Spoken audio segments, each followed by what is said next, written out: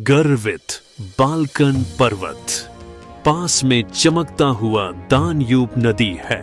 सूरज थ्रेस पर चमकता है और पायरोन पर जलता है। प्रिय मातृभूमि, तुम स्वर्ग हो पृथ्वी पर। ये शब्द उन प्राचीन लोगों द्वारा अपने देश का वर्णन करने के लिए प्रयोग किए गए, जो एक वन्य जीव स्वर्ग है, एक अनंत फलने वाले मैदानों का देश जिसे घने हरी वनों ने पार किया है।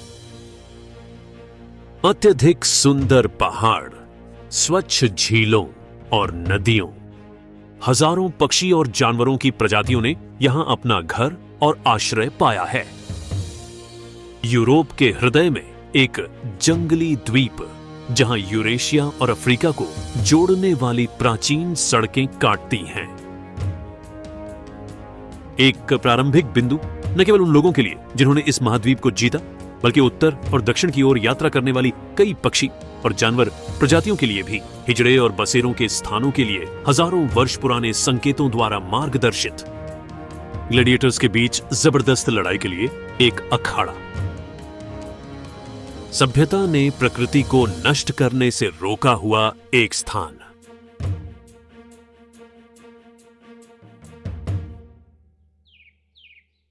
हम यूरोपीय महाद्वीप के पूर्वी भाग में हैं। यह वह स्थान है जहां एक छोटे देश ने अपने वन्य जीव शताब्दियों से अछूते रखे हैं। बुल्गारिया यूरोप के सबसे पुराने देशों में से एक है और एकमात्र ऐसा है जिसने पिछले 13 शताब्दियों के लिए अपना नाम अपरिवर्तित रखा है। यहां वनस्पति और जीव जंतुओं की बहुसंख्यकता संरक्षित है और ये मानव विस्तार से अक्षुण्ण रहे हैं।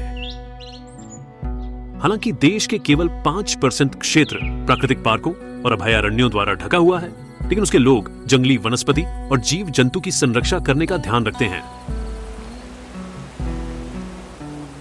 बुल्गारिया का क्षेत्र धीरे धीरे कम होता गया है और अब 3 समुद्रों तक नहीं फैलता, लेकिन यह अभी भी उस महाद्वीप पर विकसित होने वाली पहली सभ्यताओं के खजाने को संजोए हुए हैं। इनके अलावा मिलेनियल संस्कृति और बुल्गारिया के अनमोल खजाने का संरक्षण करने वाले ये एक अमूल्य खजाना है बुल्गारिया की वन्य जीवन। काले सागर और दान्यूब नदी के किनारों के पास अनेक प्राणी और पौधे की प्रजातियां होती हैं। बुल्गारिया यूरोप में सबसे अधिक जैव विविधता वाले देशों में से एक है, क्योंकि इसका क्षेत्रफल अल्पाइन, काले समुद्री तटीय और महाद्वीपीय 3 जैव भौगोलिक क्षेत्रों को कवर करता है।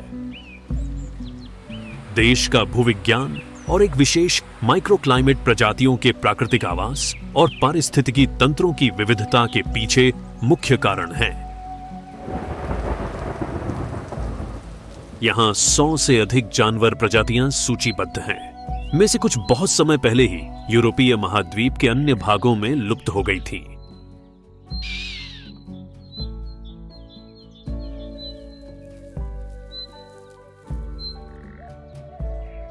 मानवों के आगमन के बाद बहुत सारी प्राणी प्रजातियों का संरक्षण हुआ। इस बाल्कन स्वर्ग में सूर्य के नीचे अपनी जगह के लिए संघर्ष में उत्तीर्ण नहीं होने वाले कई हैं। यहां जहां बुल्गारियाई द्वारा बाल्कन कहे जाने वाले पहाड़ का काला सागर से मिलना, आप लगभग विलुप्त हो चुके मेडिटेरेनियन मंक सील को पाएंगे। ये बड़ा स्तनधारी ने बहुतायत और आसानी से उपलब्ध भोजन की उपस्थिति के कारण समुद्र तट का यह कोना चुना है। सील क्रस्टेशियंस और शैवल पर भोजन करती है, लेकिन अधिकांशतः मछली पर। यहां डूबे हुए गुफाओं में भोजन प्रचुर मात्रा में है, फिर भी यह प्रचुरता ही इसके लुप्त होने का कारण है। मछुआरे स्वीकृतियां मारने के लिए सीलों का उपयोग करते थे, ताकि वे अपने जाल और पकड़ को लालची डाकू से सुरक्षित रख सके। काले सागर में जैसे कि मॉन्क सील के साथ केवल 3 अन्य स्तनधारी प्रजातियां हैं, जिनमें डॉल्फिन भी हैं। मरमरा की सगरी मार्ग से आने वाली हजारों अन्य प्रजातियां हैं, लेकिन अधिकांश अस्थायी होती हैं। यहां 150 मीटर से अधिक गहराई पर कोई जीवित प्राणी नहीं है। कुछ वैज्ञानिकों के अनुसार कारण है हाइड्रोजन सल्फाइड, जो कार्बनिक पदार्थ के विघटन द्वारा तल पर जमा होता है। एक वैज्ञानिक सिद्धांत के अनुसार जो क्षेत्र अब काला सागर है, वह एक उपजाऊ भूमि थी, जीवन और पौधों से भरपूर। लेकिन हजारों वर्ष पहले एक आपत्तिजनक प्राकृतिक घटना के बाद यह भूमि छावनी भूमध्य सागर के बाढ़ द्वारा निकल गई थी। कुछ विज्ञानियों का यहां तक शक है कि यह बाढ़, जिसका वर्णन बाइबल में किया गया है, यहीं हुई थी। घने जंगल, विशाल जानवर और पौधे अब काले सागर के तल पर छोड़ दिए गए थे और सड़न की वजह से वे समुद्री पानी के अद्वितीय रासायनिक यौगिक के अनुपात में योगदान देते हैं।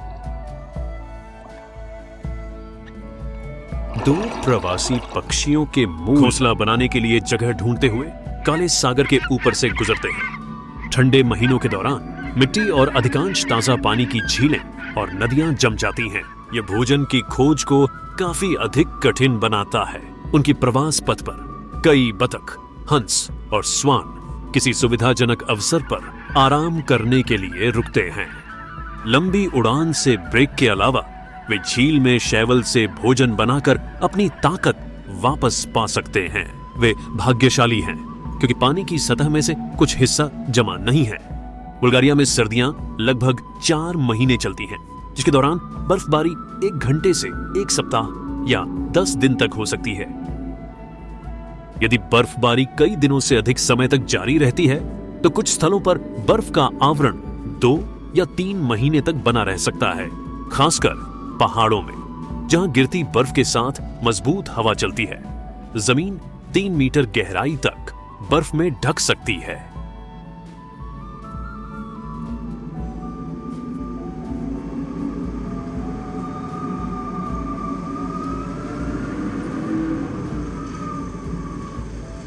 गहरे बर्फ में चलने की उनकी कोशिशें उनकी शेष ऊर्जा को समाप्त कर देती हैं। वे एक दूसरे के पीछे एक स्तंभ में चलते हैं और अक्सर नेता जो दूसरों की सहायता करता है उसे जो अगला है द्वारा बदल दिया जाता है। इस प्रकार हिरण अपनी ऊर्जा बचा लेते हैं और हमला करने वाले भेड़ियों से बच सकते हैं। हिरणों के बीच सहयोग के बावजूद भोजन की कमी सबसे कमजोरों के लिए घातक होती है और वे झुंड से पीछे रह जाते हैं। वहां जंगल की चुप्पी में भूखे भेड़िए इंतजार कर रहे हैं। विनम्रता और शांति यह हर जीवित प्राणी को महसूस होता है जब वह प्राकृतिक बल का सामना करता है जिसने पहाड़ी ढलानों को बदल दिया है।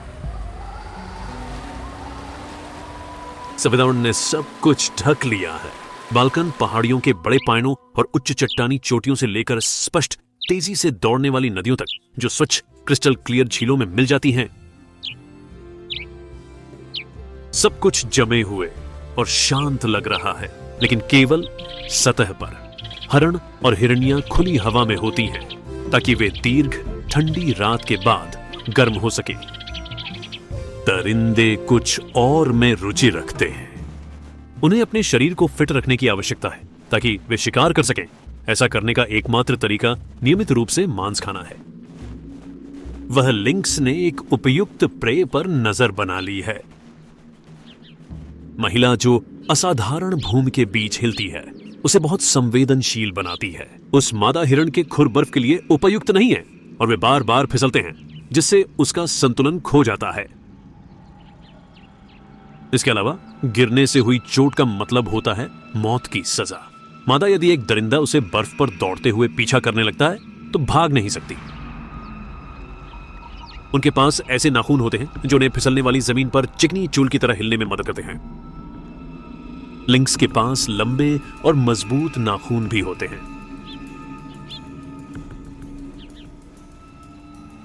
नहीं, वह छोटे हिरण के पीछे नहीं है। वह स्पष्ट रूप से सेमी फ्रोजन झील के पास के सफेद पक्षियों पर अपनी आंखें टिका चुका है। छोटी झुंड अपनी जान बचाने के लिए भागती है, लेकिन एक पक्षी लिंक्स की पंजों द्वारा पकड़ा जाता है। शिकारी बिल्ली जानती है कि मौसमी परिवर्तनों का उपयोग कैसे अपने हित में करें। बड़े सफेद पक्षी शायद ही इसके मेनू में होते हैं। वास्तव में यह सिर्फ सर्दियों के दौरान संभव है, जब बिल्ली बर्फ से उड़ने वाले पक्षियों की झुंडों तक पहुंच सकती है। लिंक्स अच्छी तरह से तैरना जानता है और इसके घने फर से कम तापमान से बचाते हैं, लेकिन वह बिल्ली पानी से प्यार नहीं करती। फिर भी सर्दियों के दौरान हर मांस का टुकड़ा सारी मेहनत और दुर्भाग्य के लायक होता है। रेवन के लिए भी मांस आवश्यक होता है। खौफनाक खाने वाले पक्षियों द्वारा लिंक्स, भेड़ियों और जैकलों जैसे शिकारी का निरंतर निगरानी की जाती है।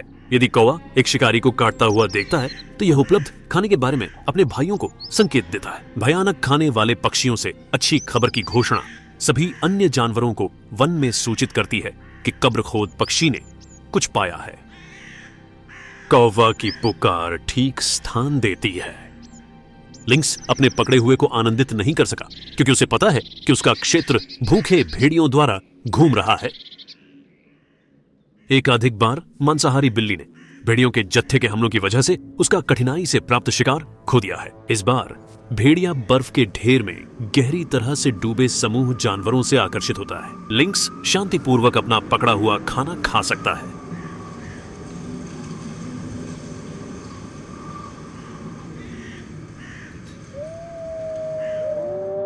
कोई ऐसा पशु नहीं है जो भेड़िया के झुंड की हॉलिंग से न कांपे।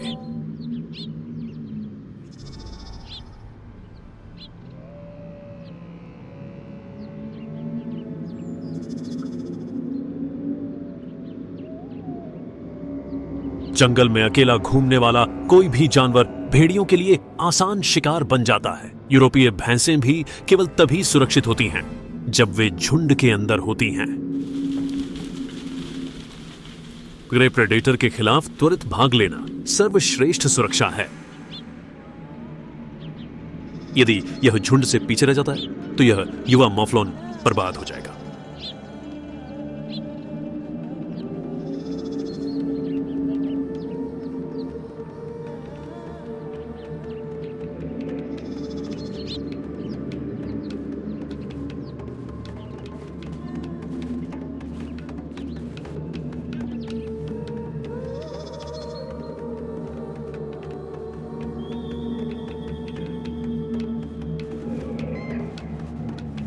युवा बछड़ा भूखे भेड़ियों के लिए पर्याप्त नहीं है, जो और शिकार के लिए लड़ाई अपरिहार्य है।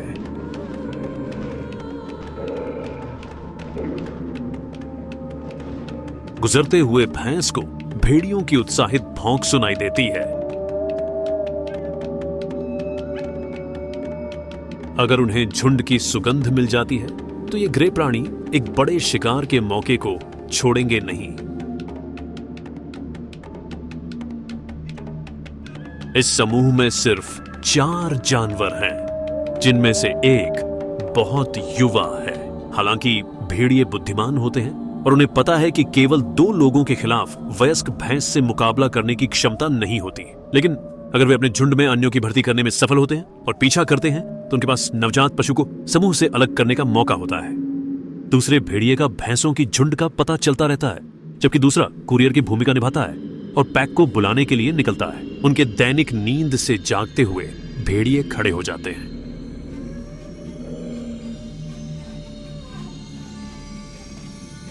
वे सभी शिकार शुरू करने के लिए अल्फा मेल से संकेत की प्रतीक्षा कर रहे हैं। जंगल के भीतर का हर प्राणी जानता है कि यह हॉलिंग का मतलब क्या है। स्काउट से दूरी पर भौंकना यह एक भयानक सेरेनेट। नेता पहले से ही दिशा जानते हैं। झुंड शिकार शुरू करता है और सबसे आगे दौड़ रहे अल्फा पुरुष का करीब से पीछा करता है। स्काउट्स की हॉलिंग द्वारा मार्गदर्शित और अपने नेता की सहजता का पालन करते हुए झुंड जल्दी ही छोटे भालू की टोली के पास पहुंचता है। लेकिन वापसी को टालने के बजाय परिवार ने डरपोकों से लड़ने का फैसला किया है। अप्रत्याशित विरोध का सामना करने पर भेड़िए संकोची हो जाते हैं। पैक की युवा जानवर को बाकी लोगों से अलग करने की योजना असफल हो गई है। भेड़ियों के लिए कुछ भी नहीं बचा है सिवाय इसके कि वे अपनी पूंछों के बीच में जंगल में वापस भाग दें।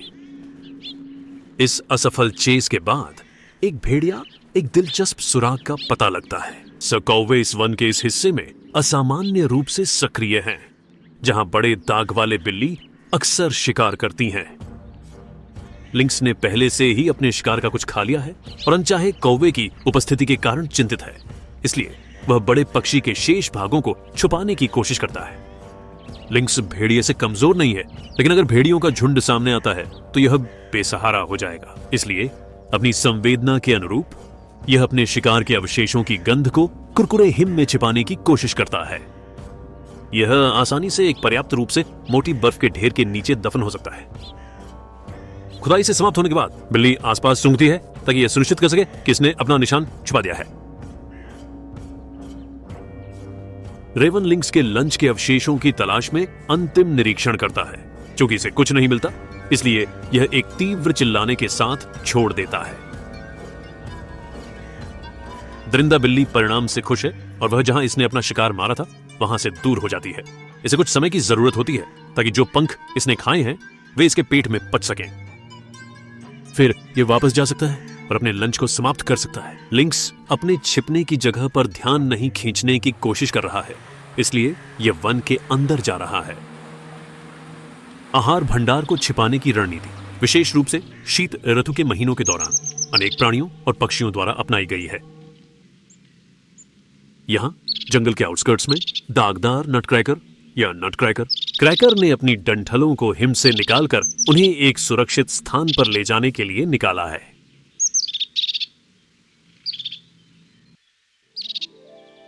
मौसम शांत है, सूरज पहले से ही ऊंचाई में उठ रहा है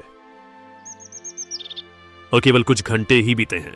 लिंक्स अपनी छिपी हुई जगह की जांच करने के लिए वापस जाते हैं। इसका पेट मील के पहले भाग को लगभग पचा चुका है और अब यह बाकी चेक करने के लिए वापस आया है। क्या यह अपने छिपे हुए दावत को पाएगा? बड़े पक्षियों के अवशेष इसके जीवित रहने के लिए आवश्यक हैं।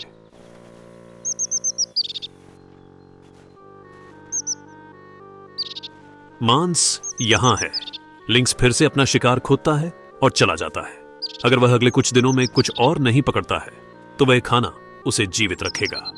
यह स्नान समय है। लिंक्स के संवेदनशीलताओं के लिए इसके मुख के अंत में लंबी मूंछों की एक महत्वपूर्ण भूमिका होती है, इसलिए बड़ी बिल्ली उन्हें एक लंबी और सतर्क तरीके से साफ करती है।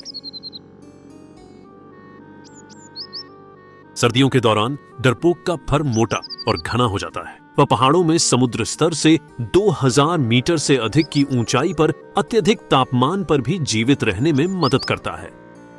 फिर भी इसके घने कोट के बावजूद बिल्ली सर्दियों में भेड़ियों से प्रतिस्पर्धा से बचने के लिए निचली भूमि और अग्रलिंब चाहती है।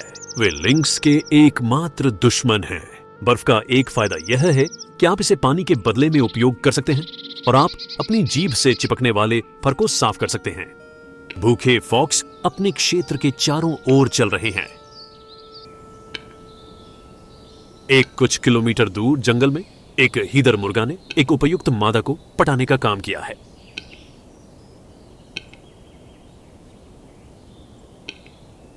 प्रेम गीत की ध्वनि लिंक्स के लिए अच्छी तरह से जानी जाती है। यह उसका पसंदीदा गीत है क्योंकि इसे जंगल का सबसे स्वादिष्ट पक्षी ने प्रदर्शित किया है। भेड़िया भी आसपास घूम रहा है, उदासीन रहता है। वह खेल उसकी शिकार क्षमता से परे है।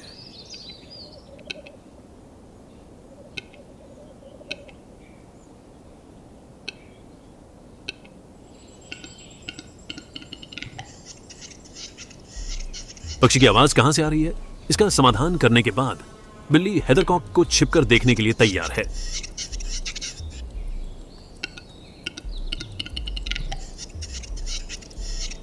नर पूरी तरह से बहराहा होता है जब यह अपना प्रेम गीत प्रदर्शित करता है। लिंक्स इसका फायदा उठाता है बड़े पक्षी की ओर बढ़ने के लिए। हालांकि इसके कोमल पंजे और बर्फ एक पूरी तरह से शोर रहित दृष्टिकोण के लिए सही है, लेकिन शिकारी ने अपनी प्रजातियों की पीढ़ियों द्वारा विकसित एक विशेष युक्ति हीदर शिकार करते समय करता है। यह अपनी माहिर सनकने में धीमा है क्योंकि एक लोमड़ी जो हीदर मुर्गे के द्वारा आकर्षित हुई है लिंक को छीन लेती है। लोमड़ी ने हेलिकॉक्स को डराकर भगा दिया और दरिंदा बिल्ली केवल पेड़ों के बीच उड़ते बर्ड्स का पीछा कर सकती है।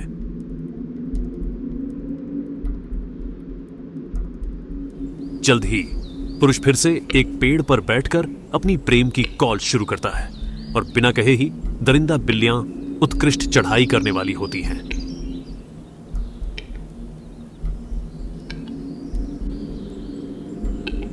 जबकि लिंक्स वृक्ष और हीथर मुर्ग की ओर बढ़ता है, जंगली बिल्ली को कुछ और दिलचस्प मिलता है। ताजा लोमड़ी का निशान एक और दुश्मन है जिसे लिंक्स नफरत करते हैं। वे इसे भीड़ से अधिक नफरत करते हैं। लिंक्स निशान का पीछा करता है। लोमड़ी को हटाना उल्लू का शिकार करने से बहुत अधिक महत्वपूर्ण है। जब यह बर्फ के नीचे एक जंगली चूहे का शिकार कर रही होती है तो लोमड़ी चूहे अपने चारों ओर किसी भी चीज पर ध्यान नहीं देती है। इसे पता है कि इसकी सबसे बड़ी चुनौती उसका पीछा कर रही है। कुछ ही सेकंड में लिंक्स ने नियत स्थान पर लोमड़ी को मार गिराया।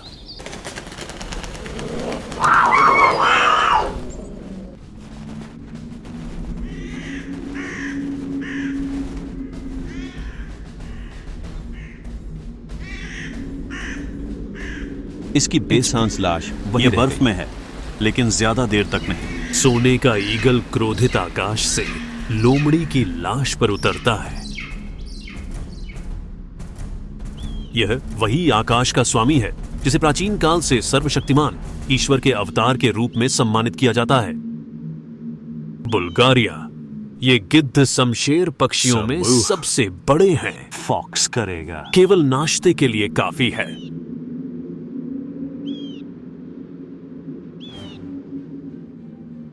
सर्दियों में जीवन परिवार के सहारे के बिना कठिन है।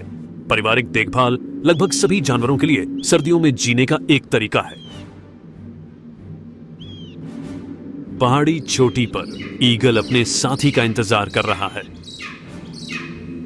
इन दोनों ने लिंक्स के शिकार को साझा करेंगे। इस मामले में प्रजातियों के बंदरगाह पर व्यक्तिगत जरूरतों से ऊपर विजयी। बाजों के लिए शेयर करने के लिए लोमड़ी में ज्यादा मांस नहीं है। दिन में जम रहा पानी सूर्यास्त के बाद जल्दी ही बर्फ बन जाएगा। भेड़िए शाम की आमद का एहसास करते हैं और अधिक सक्रिय हो जाते हैं। उनका समय आ रहा है। एक हिरनी भेदिया की गतिविधियों से मौत से डरकर पाद्दी के पास दौड़ते समय झुंड से अलग हो जाती है। यह उसकी आखिरी सर्दी है। भेड़िए उसे नीचे चेस करने के लिए तेज होते हैं। सो कौवे दुखद दृश्य के पहले दर्शकों में से एक हैं। वे जानते हैं कि मादा का एक हिस्सा खाया नहीं जाएगा। भेड़िए आमतौर पर नरम ऊतकों की ओर जाते हैं और यदि झुंड बड़ा नहीं है तो कौवे एक शानदार दावत का आनंद उठाएंगे। यह भेड़िया उतना खाता है जितना वह बाकी पैक पहुंचने से पहले कर सकता है।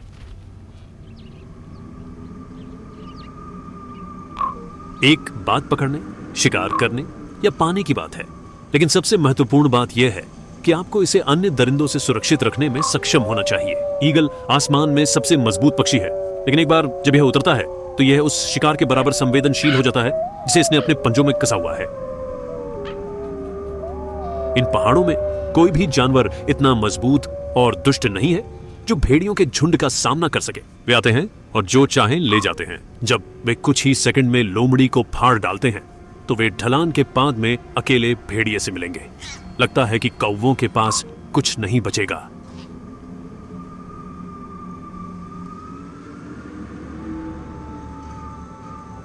फिर से बर्फबारी शुरू होती है और एक नई कठोर शाम पहाड़ के जंगली निवासियों पर गिरती है। दिन पर दिन, रात के बाद रात। कुछ लोग दूसरों के हिसाब से जीवित रहेंगे, लेकिन यह जीवन का प्राकृतिक चक्र है। तय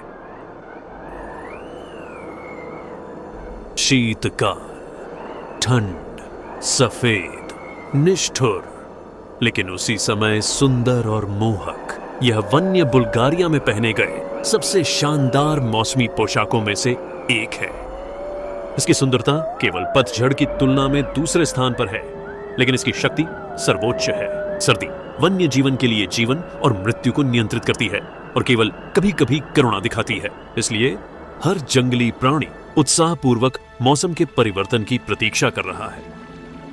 पहाड़ों में मोटी बर्फ के लगभग 2 महीने और अनेक तूफानी तूफानों के बाद मौसम अंततः बदलना शुरू होता है। लिखित नहीं होने वाले प्राकृतिक कानूनों का पालन करते हुए अंत में सर्दियों का समापन होता है। हम इसे देख सकते हैं जैसे बर्फ पतली होनी शुरू होती है। पहाड़ के निवासियों का धीरे धीरे और स्थिरता के साथ ऊर्जा वापस आ रही है।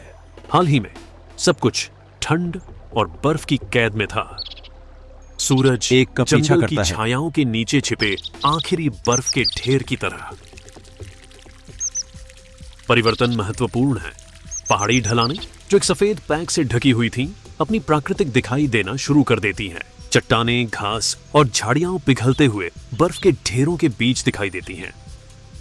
सर्दी के मिटने का सबसे नकारात्मक संकेत एक माता भालू है जो अपने लंबे मध्यस्थता से जाग गई है, अपने 3 अशांत भालू बच्चों के साथ।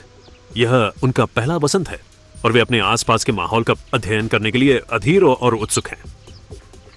वे पहली बार लाल हिरण देखेंगे और कोयल की पहली बार आवाज सुनेंगे। वे मधुमक्खियों द्वारा इकट्ठा किए गए शहद का स्वाद लेंगे। उनका अद्भुत सहनिवास बुल्गारिया के जंगली निवासियों के साथ उनका इंतजार कर रहा है। हालांकि यह वसंत के साथ युद्ध हार गया है, लेकिन सर्दी हमेशा कुछ आखिरी चालों को थामे रखती है, जैसे कि यह अनपेक्षित बर्फबारी। इन हिरणियों को एक छोटे हिरण की रोने की ध्वनि से भ्रमित कर दिया गया है। साथ ही जब वे जांच करते हैं तो वे जमीन पर एक भूल भुलैया छोड़ देते हैं। हालांकि यह एक छल है। मॉकिंगजे ऐसे छल्लों से भरी हुई है। वह जंगल में हर प्राणी या पक्षी का अनुकरण कर सकती है। इस बार इसे ऐसी चीज की जरूरत है जो जमीन पर बिखरी हुई अनाज का दावा करने के लिए किसी भी घुसपैठियों को भगा देगी।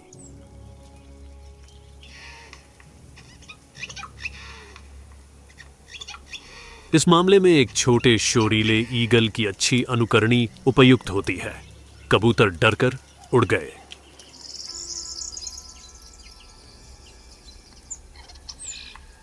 अपनी तित की कुशल अनुकरण के साथ जे अनाज से दूसरों को दूर भगाने की कोशिश कर रहा है।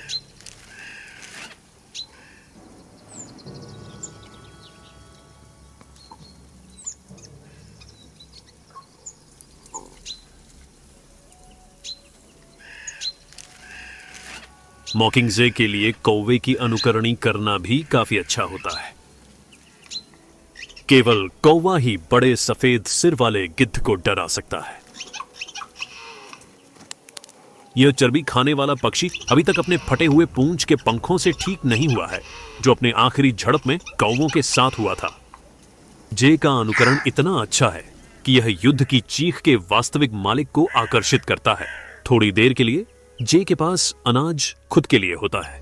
जल्द ही हालांकि कुछ आमंत्रित मेहमान वापस आते हैं। महान अनुकरण करता एक बार फिर अपना सुपर वेपन इस्तेमाल करने का फैसला करता है। बाज की पुकार। इस बार इसका प्रभाव उम्मीद से अधिक रहा है। जो गौरैयां पहले ही पहुंच गई थीं, वे झील के किनारे आराम कर रही हैं।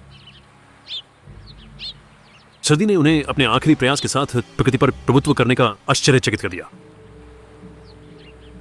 फिर भी इसका समय समाप्त हो गया है और यह देरी से गीला बर्फ केवल कुछ घंटों में पिघल जाएगा। अपने पंख कंघी करके पक्षियों को अपने आप को तेजी से सुखाने में मदद मिलती है। हालांकि यह लगता है कि सोने की चमक कुछ भी नहीं होती। अच्छा खाना एक मोटी त्वचा की परत के नीचे छिपा हुआ है। बर्फ की चमक। लेकिन कुत्तों के भी पास इसे खोदने के लिए खुर नहीं होते, इसलिए इसे वे हिरण का इंतजार कर रही हैं ताकि वे उनके लिए गंदा काम कर सकें। हालांकि रो डियर बड़े पक्षियों से प्रेम नहीं करते। वे शांत हो सकते हैं लेकिन मांसाहारी भी हो सकते हैं।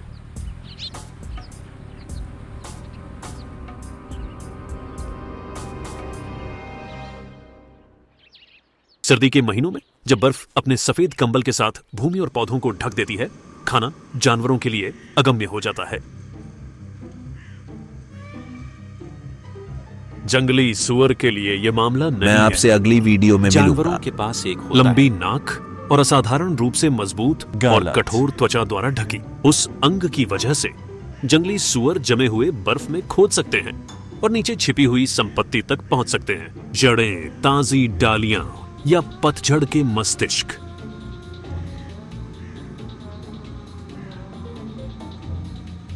कठिन और मोटे बाल सिर्फ परजीवियों के खिलाफ बोर्स की सुरक्षा करते हैं, बल्कि वे झाड़ियों के तीक्ष्ण कांटों से भी सुरक्षा करते हैं, जिनमें वे आराम करना पसंद करते हैं। उनका फर उनकी आंखों की भी सुरक्षा करता है।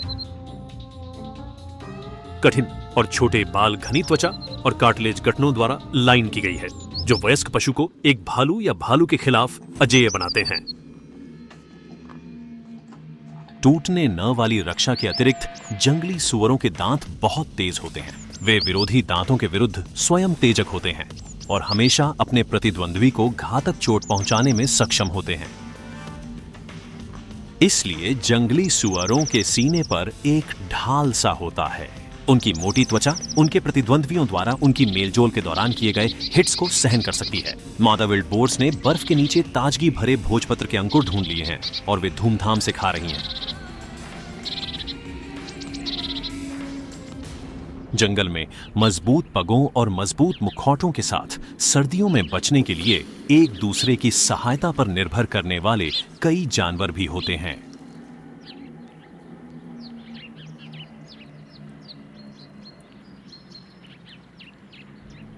अब वर्ष का सबसे कठिन भाग है, क्योंकि सर्दियों के अंत तक सभी जानवर लंबे समय तक भूखे रहने से थक जाते हैं और अंतिम देरी से बर्फ ने ताजगी लहलहाती हुई घास को छिपा दिया है।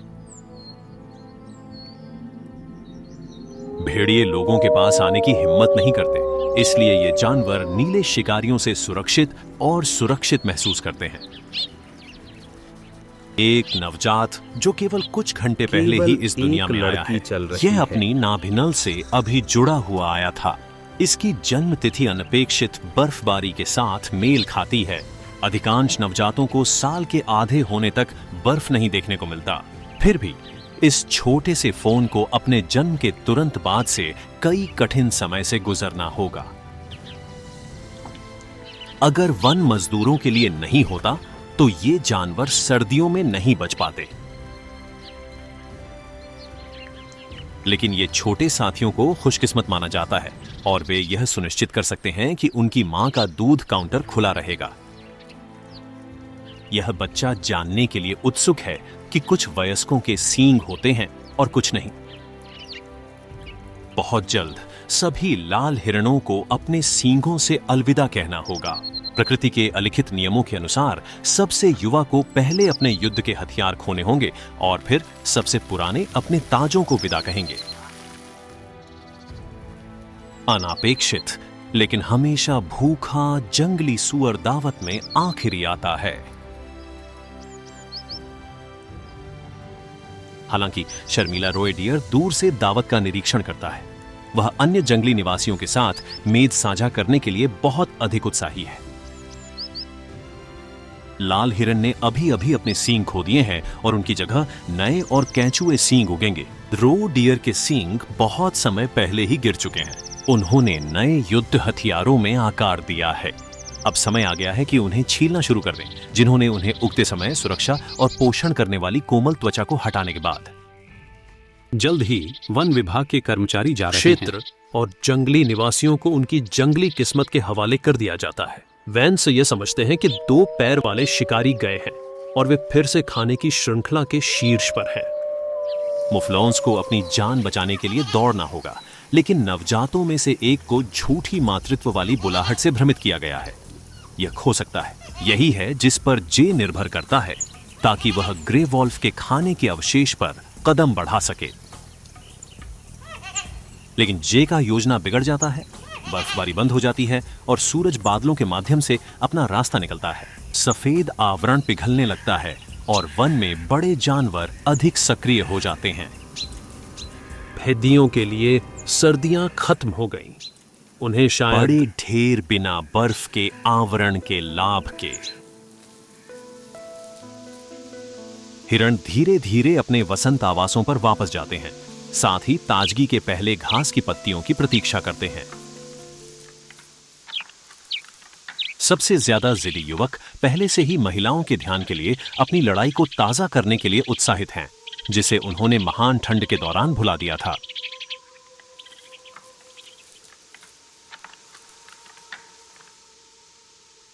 जंगल के सभी जानवर गर्म मौसम और खाने के अवसर का आनंद लेते हैं। भेड़िए वही हैं जो बसंत धूप में सुनहले होने की चिंता नहीं करते और सर्दी को अनिच्छापूर्वक अलविदा कहते हैं।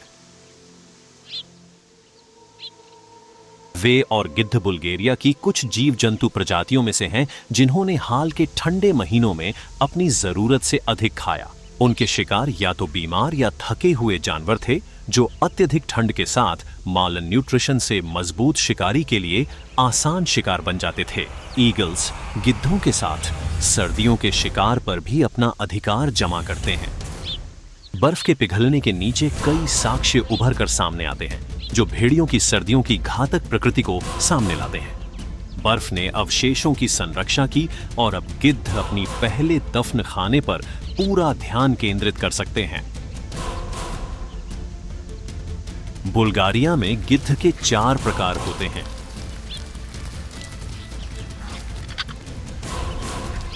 खेल में समृद्ध भूमि, विशेषकर देश के दक्षिणी भागों में उनके लिए समृद्ध बनने का एक सही स्थान है।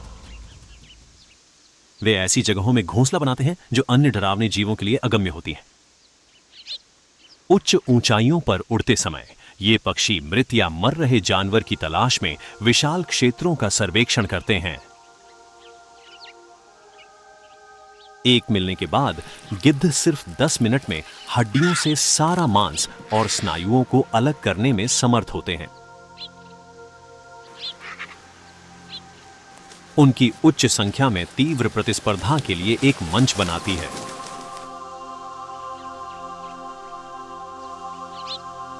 उनके मजबूत चोंच और विशाल पंख धन्यवाद जो कभी-कभी 2 मीटर तक फैल जाते हैं, वे एक डरावना प्रतिद्वंद्वी बनते हैं।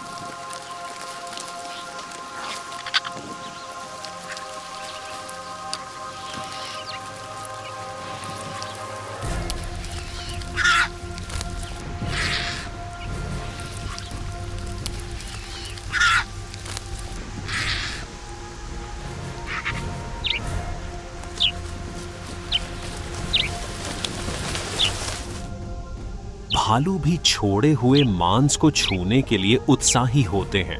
उन्हें सर्दी के दौरान खोया हुआ वजन पुनः प्राप्त करने की आवश्यकता होती है, जिसके लिए अतिरिक्त कैलोरी की मांग होती है। एक भूखा भालू भी उनका खाना चुराने के लिए भेड़ियों के झुंड पर हमला कर सकता है। भूरे भालू असाधारण रूप से शांत होते हैं, लेकिन जब भूखे होते हैं तो भी भेड़िए उन्हें अपने शिकार के लिए छोड़ देंगे। चाहे कितना ही क्रोधित और भूखा हो, वह बाद में झुंड के सदस्यों को छोड़ देती है।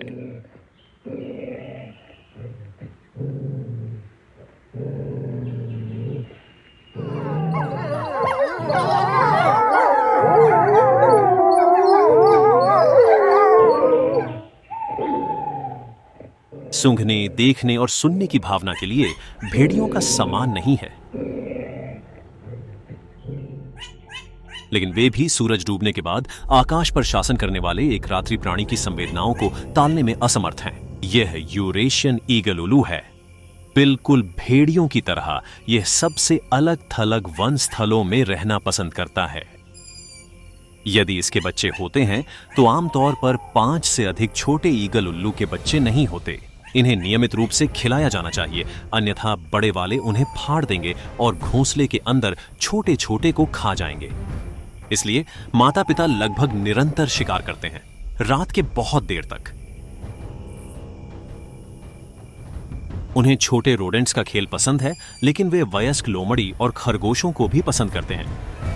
यह दुबला लोमड़ी लंबे समय से भोजन नहीं कर पाई है।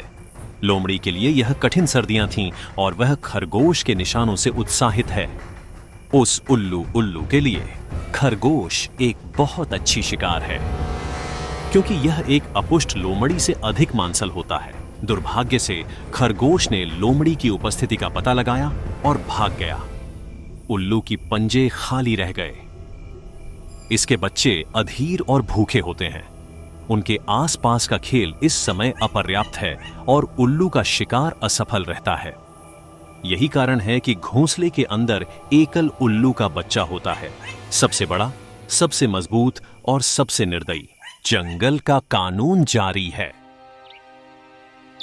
लंबी सर्दियों के बाद यूरोपीय भैंसे अपने गिरे हुए वजन को फिर से पूरा करने की जरूरत होती है, ताकि वे गर्मियों के मेले के मौसम के लिए तैयार हो सकें।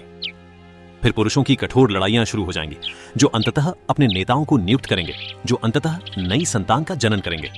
बाइसन की झुंडें यहाँ मानव विस्तार के कारण कई समय पहले ही समाप्त हो गई थीं।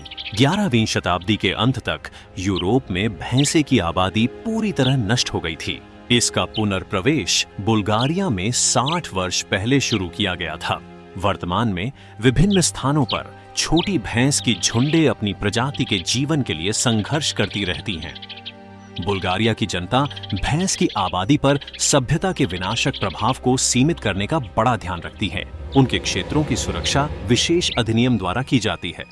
उनके जंगल में बचाव उनके खुद के कौशल पर भी निर्भर करता है।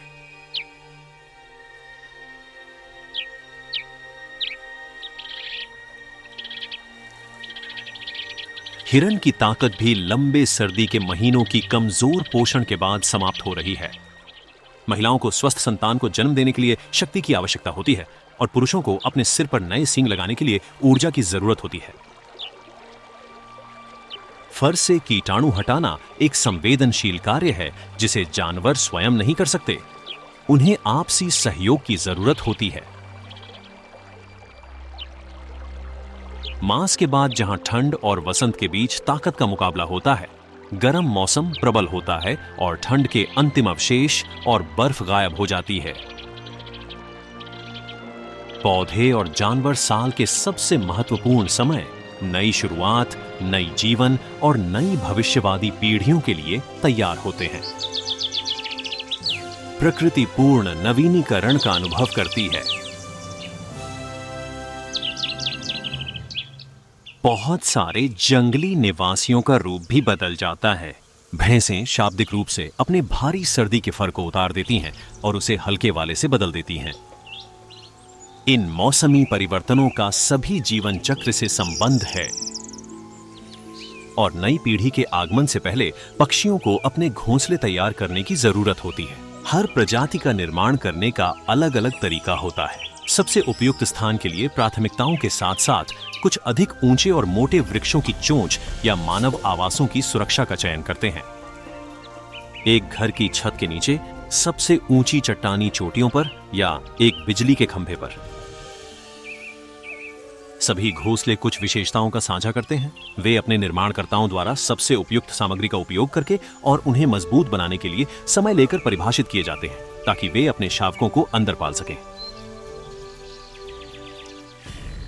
इन अबाबीलों ने अपने घोंसले का निर्माण बड़े पक्षियों, दरिंदा बिल्लियों या सांपों से पूरी तरह अप्राप्य स्थान पर करने का फैसला किया है।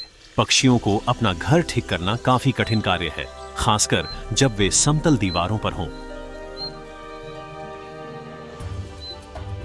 इन अबाबीलों ने अपने घोंसले बनाने के लिए निर्माण सामग्री का बुद्धिमान चयन किया है।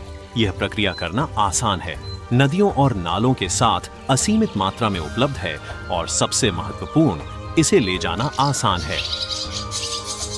अपने चोंच का उपयोग करते हुए वे खुदाई करते हैं, आकार देते हैं और छोटे चिकनी मिट्टी की गेंदों को लाते हैं जिनके साथ वे अपने गोलकार मिट्टी के घोंसले बनाते हैं। जब घोंसला सूख जाता है तो ये बहुत मजबूत हो जाता है और मजबूत हवा का सामना कर सकता है। फिर भी वह शक्ति छोटे बच्चों को गिरने से नहीं बचा सकती है।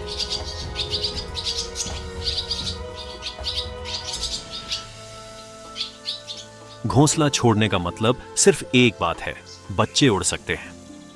अन्यथा बच्चे की विपत्ति निश्चित है और उसका बिल्ली या सांप द्वारा खाया जाना तय है।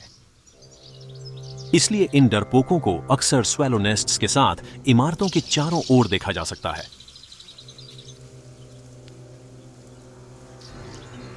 जेड स्वेलो की तरह अपना घोंसला बनाने के लिए बहुत कठिनाई में जाता है। यह एक गुप्त पक्षी है और अक्सर यह अपना घर संवर्धमान वृक्षों के ऊपर बनाने का चुनाव करता है।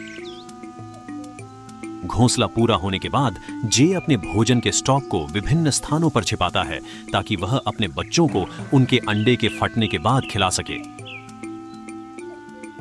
अपने घोंसले को मजबूत बनाने के लिए जे बड़े झाड़ियों से मजबूत डालियां चुनती है जिन्हें उसने तोड़ दिया है। इसकी घूर्णन की गतियों के साथ यह उन्हें आसानी से कुचल देता है, फिर उन्हें घोंसले में सुरक्षित रूप से बुनने के लिए पहुंचाता है। एक मजबूत बाहरी दीवार तैयार करने के बाद घोंसला जे द्वारा आसपास की भूमि से खोदे गए घास और जड़ों से पूरा किया जाएगा। एक बार जब घोंसला तैयार हो जाता है तो पक्षी अत्यधिक सतर्क हो जाता है और केवल भोजन इकट्ठा करने के लिए जाता है। जे एक अद्भुत रसोइया है। धीरे धीरे चलने वाले एक सिपी को खोजना और पकड़ना सिर्फ एक स्नेल व्यंजन तैयार करने का आधा काम है। इस गौरमेट डिश को तैयार करने के लिए जेड एक विशेष दृष्टिकोण लेता है। एक मास्टर शेफ की सभी कौशल के साथ ये स्नेल के मांसपेशी शरीर को शेल को टूटने के बिना हटाता है। तैयारी के लिए एक महत्वपूर्ण पूर्वापेक्षा स्नेल की श्लेष्मिक परत को हटाना है।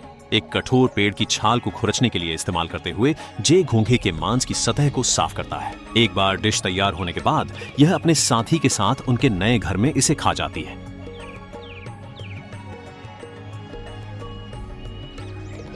जे एक उत्कृष्ट अनुकरणकारी है और अक्सर उन्हें अपने घोंसलों से बाहर लाने के लिए अन्य पक्षियों के गीत का पुनरुत्पादन करता है। इसे अन्य पक्षियों के छोटे बच्चों और अंडों का खाना पसंद है।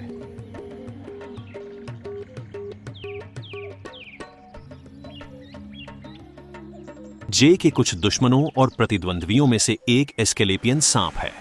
पक्षी अपना घोंसला बनाने वाले ऊंचे पेड़ इस सरीसृप के लिए कोई बाधा नहीं होते।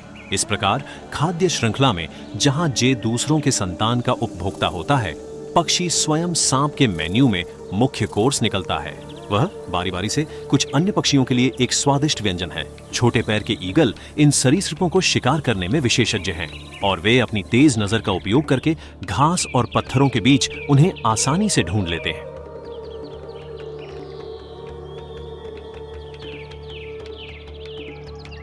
ईगल्स अक्सर उतरते हैं ऐसी किसी डाल की जांच करने के लिए जो सांप या छिपकली की तरह दिख सकती है।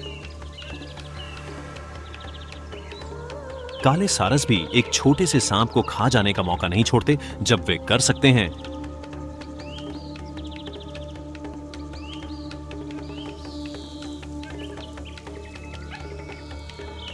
उनका रोजमर्रा का मेन्यू मछली, मेंढक, सभी प्रकार के छोटे रोडेंट और उभयचर में शामिल होता है।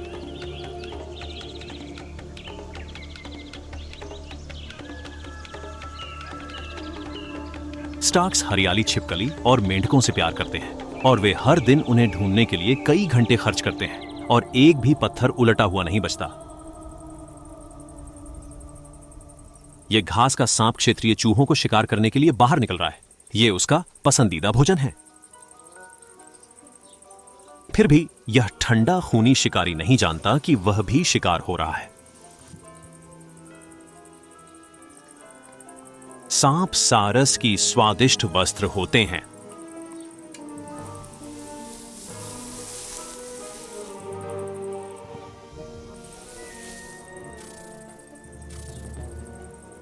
सांप अपनी लंबी द्विशाखा जीभ को बाहर निकालकर खुशबू पकड़ता है। इस संवेदनशील अंग के साथ यह अपनी शिकार को महसूस कर सकता है, भले ही वह उसे देख नहीं सके।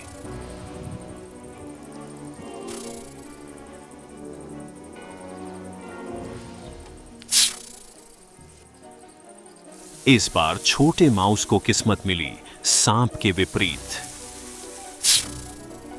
सूरज ऊंचा है और गर्मी दहावनी है। बड़े जानवर साए में ठंडी जगह की तलाश में हैं। अब समय आ गया है कि कीड़े वन के फूलों और पेड़ों द्वारा प्रदान की गई नाश्ते का आनंद लें।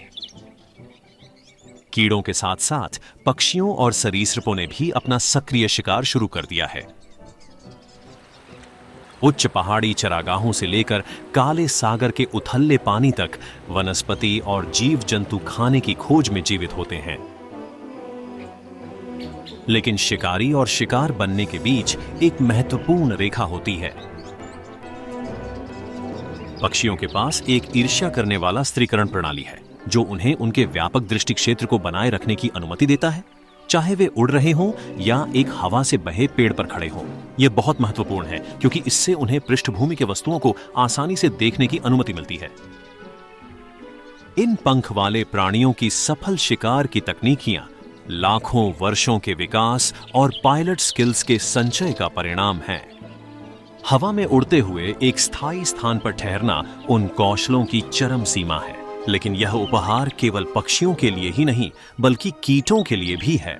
बिल्कुल उसी तरह जैसे पंख वाला हमिंगबर्ड हॉकमॉथ एक कलादार उड़ने वाला होता है। तितली अपने विस्तारित स्त्रौ का उपयोग करती है ताकि वह फूलों के मधुर अमृत तक पहुंच सके, और यह मजबूत हवाओं में भी संतुलन बनाए रखती है। उड़ने वाले प्राणियां, चाहे वे पक्षी हों या कीट, सर्वश्रेष्ठ पौधा वितरकों में से हैं। इसलिए हर एक फ्लोरा प्रतिनिधि कोशिश करता है कि वह संभवतः अधिक से अधिक प्रशंसकों को आकर्षित करे। 750 से अधिक उच्च पौधों की प्रजातियां, 400 पक्षी प्रजातियों और हजारों कीट प्रजातियों की ध्यान आकर्षित करने के लिए प्रतिस्पर्धा कर रही हैं। इस आकर्षण के लिए उनके रंग, आकार महत्वपूर्ण हैं। कुछ पौधे कुछ विशेष कीट प्रजातियों की आवश्यकताओं में विशेषज्ञ होते हैं। अन्य अपने हाइमेनोप्टेरा मेहमानों को आकर्षित करने के लिए आकार, रंग, गंध और स्मेल पर निर्भर करते हैं। सूरजमुखी एक हनीमून के लिए सही गंतव्य है। अन्य जीव जंतु खुद के समान दिखते हैं या फिर उन्हें पक्षियों से सुरक्षित रखा जाता है ताकि कीट उनके अंदर शरण ले सकें। फिर भी सभी कीड़े पौधों के अनुकरण द्वारा आकर्षित नहीं होते हैं। उनमें से कुछ को शिकारी कीड़ों के अनुकरण द्वारा आकर्षित किया जाता है। कीटों के बीच दोहरे जासूस होते हैं जो फूलों के विकास का समर्थन करने की बजाय उन्हें नष्ट कर देते हैं। बालों वाला बीटल एक पौधे के लिए सबसे खराब मेहमानों में से एक है। यह अधिकांश फूल के अंगों को काटने में सक्षम है और पूरे पेड़ों को नष्ट कर सकता है। समुद्री घोड़ा, मंटिस, बड़ा टिड्डा और मकड़ियाओं निचले भूमि के डरावने शिकारी हैं। उनमें से हर एक ने दूसरे कीटों को खा जाने में संकोच नहीं किया। जब टिड्डियों की लाशों को घासों और झाड़ियों से रेशमी तारों से बंधकर मम्मी बना दिया जाता है, दिखाएं कि यह मकड़ी के वेब वीवर्स का शिकार क्षेत्र है। स्कॉर्पियन के भयानक हथियार की अनुकरणी भी यह टिड्डी तब नहीं बचा सकी जब निचली दुनिया के सबसे क्रूर शिकारी से भेंट हुई, अदृश्य मंटिस। यह एक गुप्त और अच्छी तरह से छिपा हुआ कातिल है। अपने कुल व्यवहार और छिपाव की वजह से मंटिस पत्तियों और डालियों से अभिन्न हो जाता है जो समानांतर रूप से हिल रही होती हैं। इस शिकारी के लिए प्रकृति ने एक अत्यधिक संवेदनशील गति संवेदक बनाया है। इसकी अंटेन्ना इस प्रकार स्थित हैं कि बिना अपने शरीर को हिलाए यह हवा में हल्के से बदलाव या कंपन को महसूस कर सकती है। इसके शिकार के हथियार में तीव्र खूंटियां शामिल हैं जो लगभग हर कीट के ठोस कवच को भेदने में सक्षम हैं। मंटिस अपने हथियार का उपयोग करने की गति ने मार्शल आर्ट्स के मास्टर्स को इसके बाद एक लड़ाई की शैली बनाने और नाम देने के लिए प्रेरित किया है। पक्षियों की खाद्य श्रृंखला में कीटों से ऊपर होते हैं। फिर भी कुछ हाइमेनोप्टेरा के पास ऐसा रासायनिक हथियार होता है जिसे अधिकांश पक्षियों को प्राप्त करना पसंद नहीं होगा।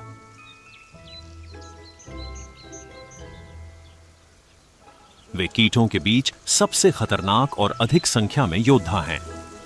मधुमक्खियां खतरा और दर्द का प्रतीक है। फिर भी मधुमक्खी खाने वालों के लिए यह सबसे उत्कृष्ट और स्वादिष्ट व्यंजन है। यह सुंदर रंगों वाला पक्षी अपना शिकार हवा में पकड़ता है जो इसे पंखी दुनिया के सर्वश्रेष्ठ पायलटों में गिनती कराता है। मधुमक्खियों का विष इन पर प्रभाव नहीं डालता है, इसलिए वे मुख्य रूप से डंकने वाले कीड़ों का भोजन करते हैं। मधुमक्खी, ततैया, ड्रोन मधुमक्खी और कभी-कभी समुद्री घोड़े, तितलियों और भृंगों पर। लेकिन इसके दैनिक मेन्यू का अधिकांश हिस्सा मधुमक्खियों से मिलता है। ये भ्रमर खाने वाले झुंड अप्रैल के अंत में दक्षिण अफ्रीका से उड़कर यहाँ बुल्गारिया में अपने बच्चों को पालने के लिए आते हैं। वे अपने घोंसले खोदने के स्थान ऐसे होते हैं जो शिकारियों से दुर्गम होते हैं। यह प्रवासी प्रजाति देश के उत्तर पश्चिमी भाग में जलवायु को पसंद करती है। वहां वे गहरे छिद्रों के अंदर अपने घोंसले बनाते हैं। हर बसेरा बनाने वाली जोड़ी स्वयं नदी के किनारे या काले सागर के किनारे स्थित रेतीली मिट्टी में एक सुरंग खोदती है। मधुमक्खी खाने के बच्चे छोटे डरावने जानवरों के हमलों से अच्छी तरह सुरक्षित हैं। इस बीच मार्टिन के लिए बची हुई एकमात्र आशा यह है कि वह कुछ अनुभवहीन युवा चिक को पकड़े जो घोंसले से उड़ने की पहली कोशिश कर रहा हो। एक टनल के अंत में, जो 3 मीटर तक गहरा हो सकता है, एक विशेष कक्ष होता है जहां घोंसले की जोड़ी अपने अंडे पालती है। इसके बच्चे साथ दोनों माता पिता कार्य करते हैं उनके भोजन में योगदान करने में। उन्हें रोजाना दर्जनों कीड़े मकोड़े की आवश्यकता होती है ताकि वे मजबूत हो सकें और ग्रीष्मकाल के अंत में जोखिम भरी प्रवास उड़ान में भाग लेने के लिए पर्याप्त रूप से बड़े हो सकें। फिर दर्जनों पक्षियों के झुंड में इकट्ठा होकर मधुमक्खी खाने वाले अफ्रीका लौट जाते हैं। केवल 3 में से 1 पक्षी इस लंबी और खतरनाक उड़ान को पूरा करने में सक्षम होता है, केवल अगले वर्ष यहां वापस आने के लिए। जहां घोंसला बनाया जाता है वहां की लंबवत दीवारें और बिखरी हुई रेतीली मिट्टी सिर्फ छोटे दरिंदों के लिए ही नहीं बल्कि सांपों के लिए भी अद्भुत बाधा होती है।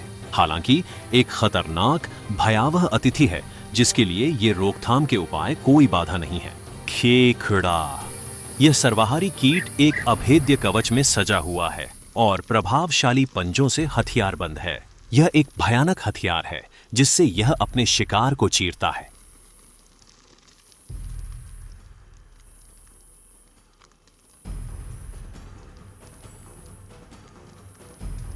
यूरोपीय मधुमक्खियों और उनके बच्चों को ऐसे भयानक हथियारे के खिलाफ कोई मौका नहीं होता।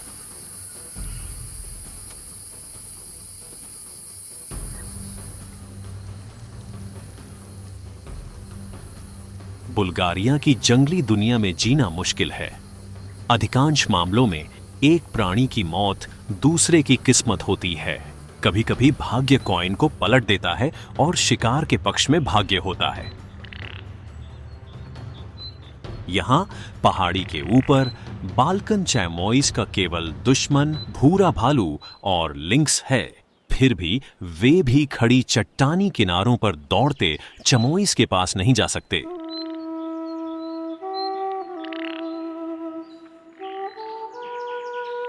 यहां चमोवा शिशुओं को नीचे के जंगल में घूमने वाले दुष्टों के खिलाफ संरक्षण मिलता है, लेकिन असल खतरा स्पष्ट नीले आसमान से उतर सकता है। एक तीव्र सीटी संकट का संकेत देती है। इस बार यह न केवल एक बल्कि 2 सबसे डरावने वायु शिकारी हैं जो जानवरों के लिए प्रतिस्पर्धा करते हैं। कई युवा और नवजात चामोइस चट्टानों के बीच बिखेरे हुए हैं। स्वर्णिम ईगल साथ ही गिद्ध भी एक नवयुक्त और अनुभवहीन चामोइस को ले जा सकते हैं। वयस्क जानवर स्खलित चट्टानी छज्जों से भागते हैं और पहाड़ियों के घने झाड़ियों और गुफाओं में शरण ढूंढते हैं।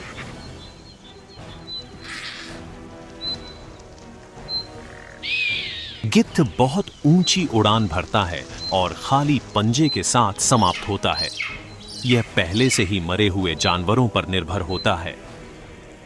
ईगल के पास एक और युक्ति है। यह शिकारी पक्षी उन चट्टानों के नीचे डुबकी लेता है जहां चैमोइस स्थित हैं। अपनी भेदी चीखों के साथ यह अनुभवहीन युवा जानवरों को डराता है। जल्दी से त्वरित होने के बाद यह चामोइस के साथ समाप्त होता है जो आगे भाग रहा है। इस तरह से यह चामोइस की अवरोहण को रोक सकता है।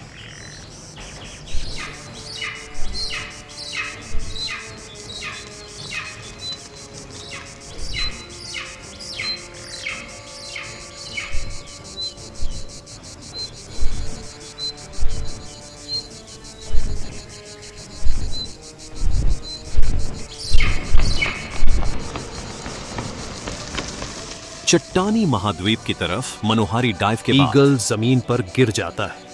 ये लगता है कि इस बार उसकी शिकार सफल रही। गिद्ध ईगल की किस्मत के प्रति उत्सुक होकर उड़ता है।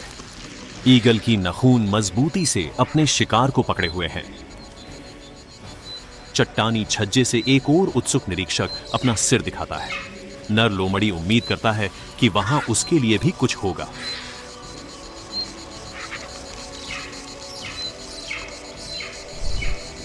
बहुत अनपेक्षित रूप से ईगल खाली पंजों के साथ उड़ान भरता है और चामोयस विक्टिम को देखने के लिए स्थान की ओर दौड़ते हैं।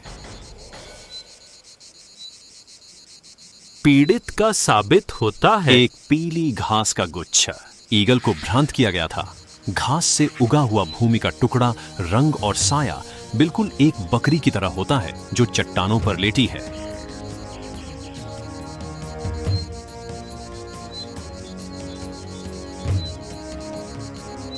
ये झुंड के लिए खुशी का दिन है। कोई चामोइस शिकारी पक्षियों का शिकार नहीं हुआ। शैल वासियों ने फिर से साबित किया है कि वे इस बिल्ली और चूहे के खेल में बेहतर खिलाड़ी हैं। वे बुल्गारिया के उच्च चट्टानी चोटियों के संरक्षक हैं।